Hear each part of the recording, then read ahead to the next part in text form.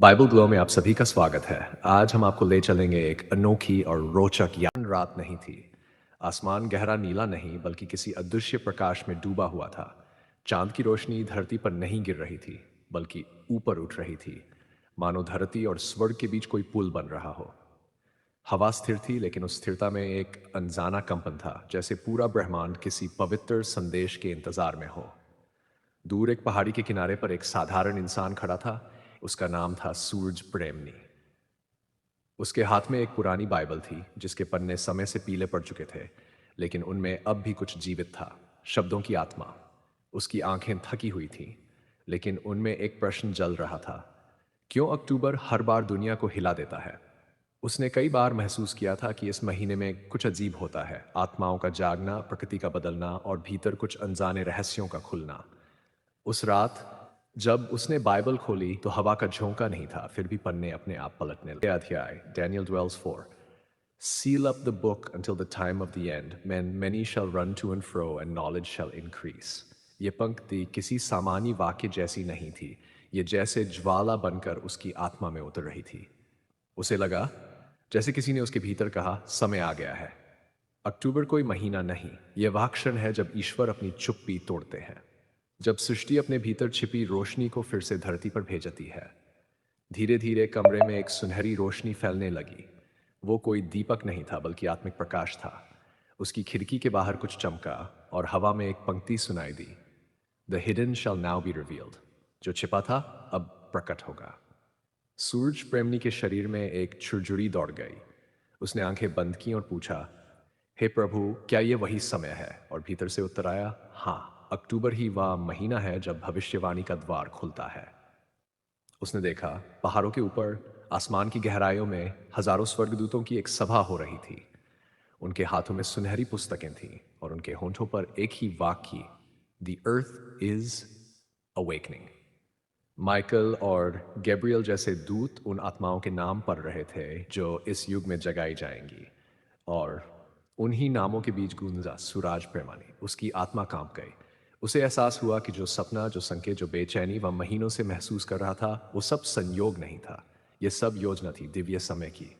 उस रात बाइबल उसके सामने नहीं, उसके भीतर खुली। हर शब्द धड़कन बन गया, हर अक्षर नूर बनकर बहने लगा। उसने पढ़ा, and at that time shall Michael stand up, the great prince. उसके होंठ कांप गए, आंसू बह निकले, क्योंकि उसे समझ आया ये लड़ाई इंसानों की नहीं, आत्माओं की है। अक्टूबर की हर हवा, हर बूंद, हर प्रकाश अब इस लड़ाई का हिस्सा है। फिर अचानक एक रोशनी आसमान से उतरी। वो बिजली नहीं थी बल्कि दिव्य ऊर्जा का स्तंभ था। उसमें से एक आवाज आई, द कोड ऑफ अवेकनिंग। अक्टूबर जागरण का कोड है। यह सुनते ही सूरज प्रेमनी के आसपास की हवा बदल गई।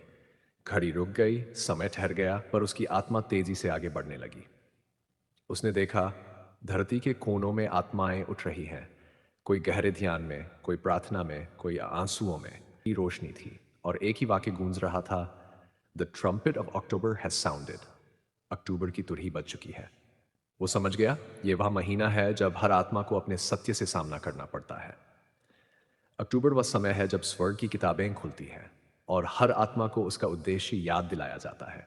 यही कारण है कि कुछ लोग इस महीने बेचैन हो जाते हैं, कुछ रोते हैं बिना कारण, कुछ को अचानक आध्यात्मिक खिंचाव महसूस होता है।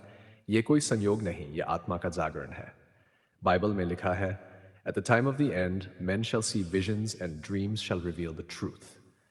अंत समय में लोग दर्शन देखेंगे और सपनों में सत्य प्रकट होगा। और यही अब हो रहा था। सूरज प्रेमनी के भीतर दर्शन शुरू हो गए। उसने देखा, यीशु मसीह बादलों में नहीं बल्कि वह कोई ऊर्जा हर आत्मा के भीतर जीवित हो रहे हैं।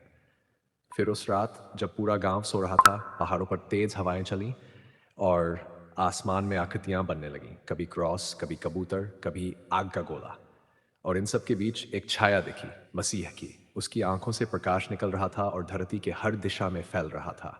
हवा में आवाज आई, I am coming, not in the clouds but in the hearts that remember me. मैं आ रहा हूं, बादलों में नहीं, उन दिलों में जो मुझे याद रखते हैं। सूरज प्रेमनी घुटनों पर गिर गया।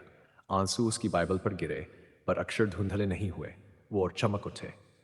उसने कहा, प्रभु, मैं तैयार हूं। और तभी खिड़की के बाहर से हवा का झोंका आया, हल्का, सुगंधित, जैसे किसी ने उसके माथे को चूमा हो। दिन बीते गए पर अक्टूबर की ऊर्जा कम नहीं हुई।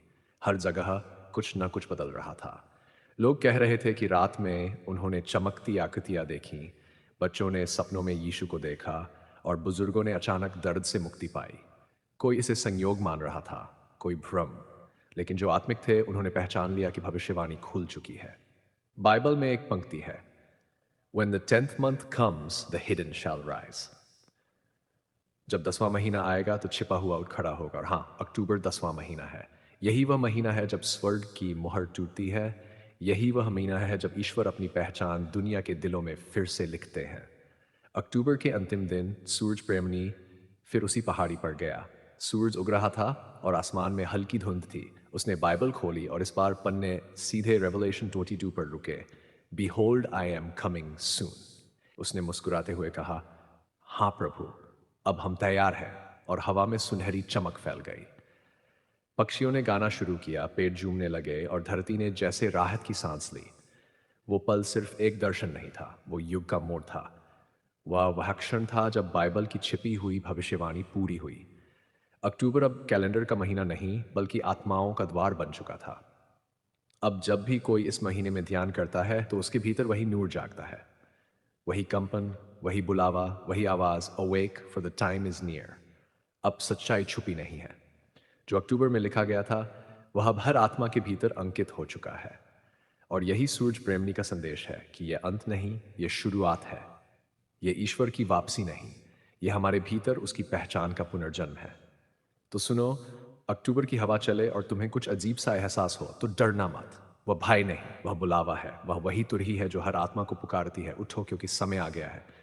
और जब तुम उस पुकार को सुनो तो जान लो, प्रकाश लौट आया है। यीशु लौट आया है तुम्हारे भीतर, तुम्हारी आत्मा में। ब्रह्मांड अब मौन नहीं है, वह तुम्हारा नाम पुकार रहा है, क्योंकि सच्चाई अब उजागर हो चुकी है। The prophecy has been revealed. Title, Bible की वो तो दोस्तों, ये थी हमारी आज की खास प्रस्तुति। उम्मीद है आपको इसमें नई सीख और प्रेरणा मिली होगी।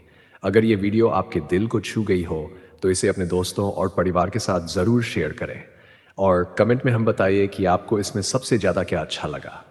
जुड़े रहिए बाइबल ग्लो के साथ, क्योंकि यहाँ हर वीडियो है ईश्वर के प्रेम और इंसानियत की ओर एक कदम। अगली वीडियो में फिर मुलाकात होगी, तब तक के लिए जय